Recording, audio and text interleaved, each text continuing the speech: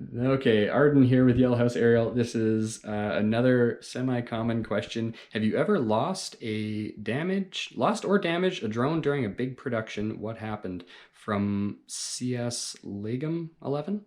Uh, we had we had a DJI Inspire 2, so that is a $2,500, $3,000 US, or sorry, $3,000 Canadian drone, an Inspire 2 and an X5S Micro Four Thirds camera underneath it.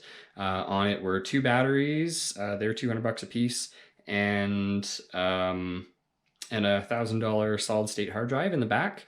And we were basically just shooting some testing stuff, figuring out what we were doing, practicing our piloting, and we're flying sort of over a canyon situation. So you come up to the edge of the canyon, and then there is a waterfall, and we took off and went out over the canyon, and things were okay. But then I was not the pilot at the time, and the pilot looks at me and he's like, "Oh, it's drifting a little bit. I'm not sure what's going on." And I didn't say anything. I was just the camera operator. I'm like, "Okay, well, I trust you to manage the situation." And we're looking at the drone, and then the drone just basically tilts and just sort of comes back towards us, and it's a little bit below us at this point, and it just kind of comes back towards us and just runs in the canyon wall, and obviously it smashes one or two of the rotors and just goes straight down into the water, where we couldn't see it. So we had to go hike down and around to actually get the drone back.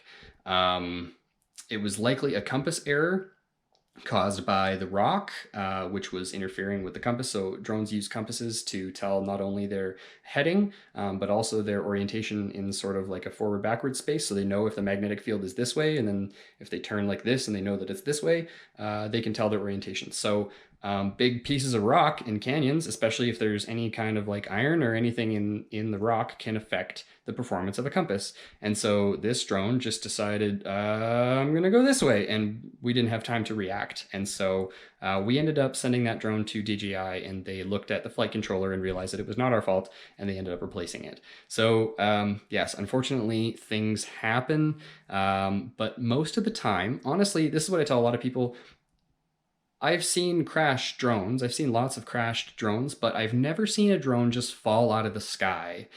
It's always because it impacts something. You'll never just be flying, at a good speed at a high altitude, and then it just falls out of the sky. It doesn't really happen. It's because it hit a tree, it hit a building, it snagged a power line, it flew into something, it went behind where you couldn't see it. Who knows? It's basically always pilot error, and it's basically always because you flew into something, because you didn't estimate how quickly it was moving, you didn't estimate the clearance, you forgot that something was there. Another big one is sometimes people will be flying back, they'll be away and they'll be flying back towards themselves, and then they'll know that the drone is going to pass over their head. But the thing is, you don't think to actually look back there to where the drone is gonna be. So if it's coming towards you, you're gonna have to then turn around and look to where the drone is going, and you forget to look back there. So pilot error, just keep your eyes out, be very familiar with your flight, the area that you're flying, just look around. We've lost a big drone like that, but DJI took care of it for us. And in my experience, they just don't fall out of the sky. It's